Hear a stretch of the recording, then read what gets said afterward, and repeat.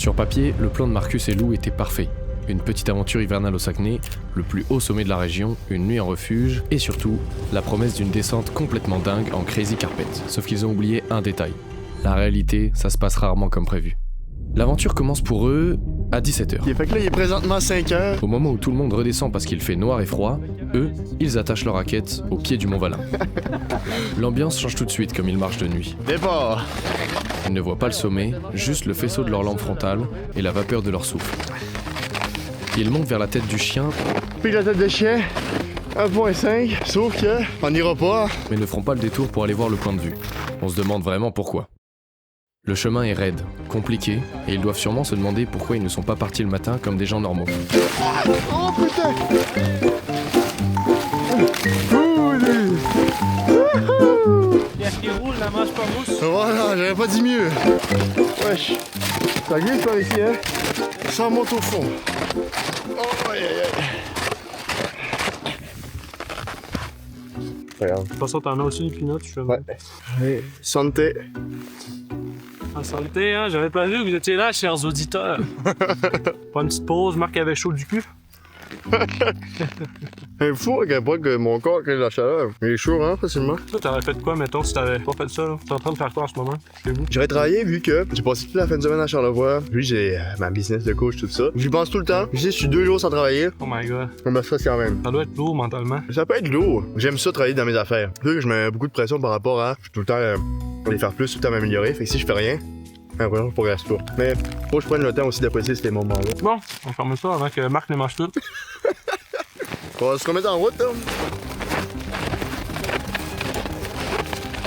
Marc fait une pause pipi. Il est gêné du pipi. Rien de se taper des sacrées montées. Ça pique. Après 3 heures de marche dans le noir complet, les deux amis arrivent au refuge pionnier. Ils mettent à sécher leur linge et se font plaisir sur le repas. Petit feuilletage brûlé. Yik-yak. Je sais pas si ouais, je sais clairement pas prêt. J'ai peut-être. Peux-tu me mentir?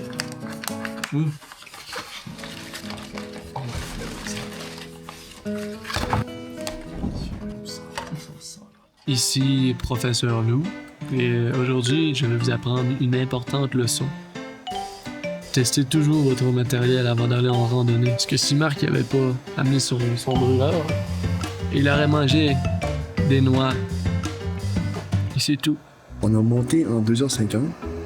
Donc on est arrivé un petit peu plus tard de ce qu'on avait dit. On est 8 dans le refuge. Fait qu'on est beaucoup. Pas mal tout le monde dort. Sauf qu'il y en a qui sont fait. Ils font du au fromage. Ils mangent même une fondue au chocolat avec Chocolat. des poires. Chou. Ouais. Carne de fleur de sel. Une fois que je mange des poires avec une fondue au chocolat. Moi aussi. Même t'étais allé chercher ça. Plus que je traîne de chez nous. C'est approuvé? Ouais. Incroyable. Bref, après ce repas plus que douteux, nos deux amis vont faire un gros dodo. Et ils ont bien raison car la journée de demain s'annonce compliquée. Le lendemain matin, disons qu'il y a eu un léger bug technique dans l'organisation. L'objectif, c'était un départ tactique à 8h. La réalité, c'est que quand Marcus ouvre l'œil, il est déjà 7h50. Mais pas de stress. Après tout, ils sont en vacances, donc autant profiter de la chaleur du refuge pendant qu'ils le peuvent encore. Ils s'habillent, enfilent leurs raquettes et commencent le trajet. Donc on est prêt pour le départ. On vient de se mettre en route pour la vallée des fantômes. En fait, là, la première étape, c'est le refuge du fantôme, je pense. Aujourd'hui, ils ont des conditions superbes. Il fait vraiment beau. Les sentiers sont vraiment hot. Grand ciel bleu et aucun vent. De quoi profiter des belles forêts du Mont Valin. Oh, l'arrière, wow. Wow!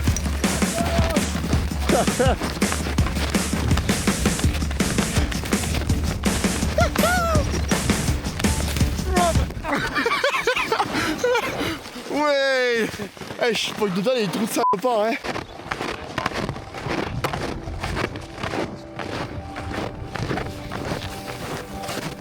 Ça fait environ 20 minutes qu'on marche. La vue est tout simplement incroyable.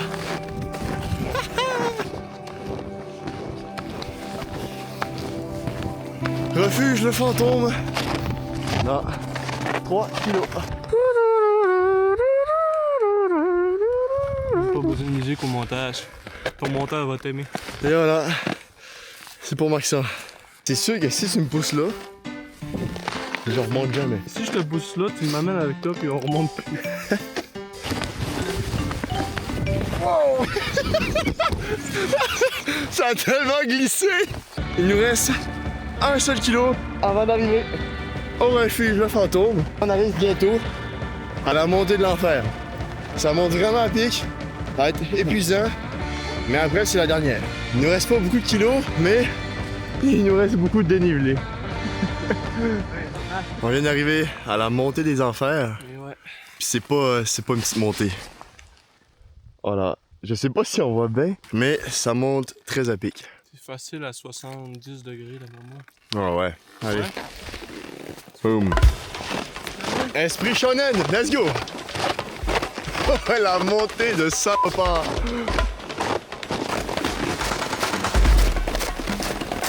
Oh, j'étais à 85 degrés, ça glisse en plus.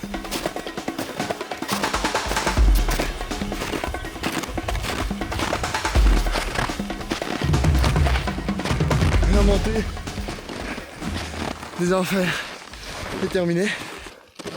Voilà. En forme? C'est dur. 200 mètres. J'avais vu une quote que c'était vraiment bon. C'est un rituel japonais. Honnêtement, je ne saurais pas dire le mot, je vais dire n'importe quoi si j'essaie de le dire. C'est le principe de faire une journée dans ton année. Tu fais de quoi de tellement dur que tout ce que tu fais dans ton année, tout paraît hyper facile. Parle, Georges. On est arrivé au refuge. Go! Après un bon 6 km, ils arrivent au refuge du fantôme. Mais pas le temps de niaiser. Ils posent les sacs et se remettent en route pour la dernière ligne droite vers le pic du Buc, le plus haut sommet du Saguenay. On est arrivé au sommet. Pic du Buc. Et voilà.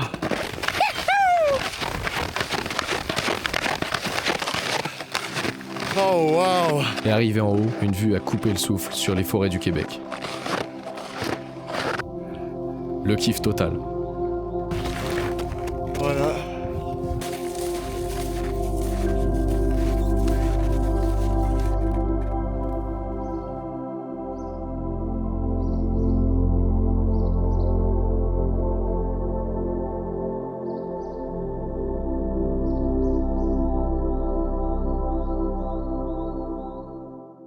Maintenant qu'on a bien profité du sommet, c'est l'heure de redescendre au relais des fantômes pour aller chercher notre sac et surtout... La Crazy Carpet! Hey, hey, let's go! Les Crazy Carpet, c'est un bout de plastique vert qui fait office de luge. Et selon eux, ça leur permettrait de descendre tout ce qu'ils ont monté en seulement 2 heures. Mon pied, il est parti! Il est tombé! Ça va pour la première descente.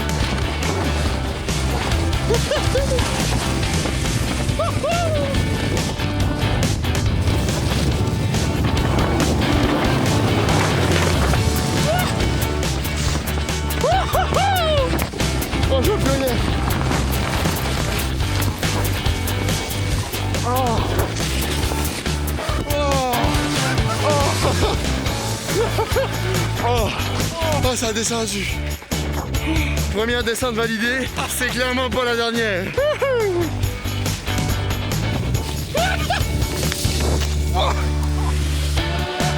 Ah, j'ai été catapulté.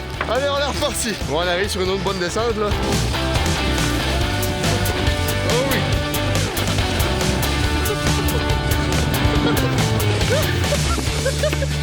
Non, j'ai raté le virage. Comme on peut le voir, Marcus et Lou kiffent bien leur moment. Ils bouffent de la neige comme pas possible, ça descend à pleine balle et la sensation de vitesse a l'air super marrante. Oh my god! Hey, mais attends! On est déjà rendu au chemin Lac Gabriel. Hey, c'est là que c'est supposé descendre tout le long. Sentier du Lac Gabriel. Oh oui, mes amis.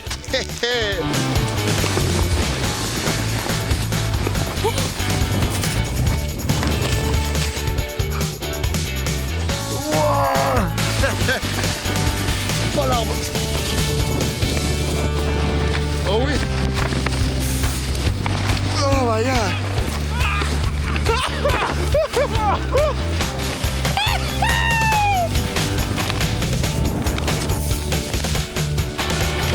Oh shit. Oh, full seum.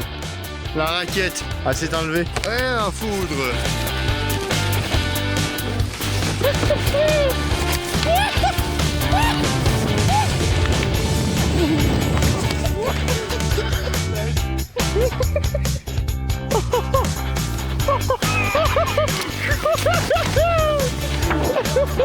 l'a tellement bien pogné.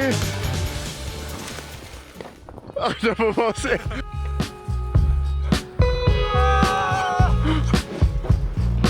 Ouais! La glisse vraiment moins qu'on pensait. Je pense pas que ça prend juste 2 heures de descendre.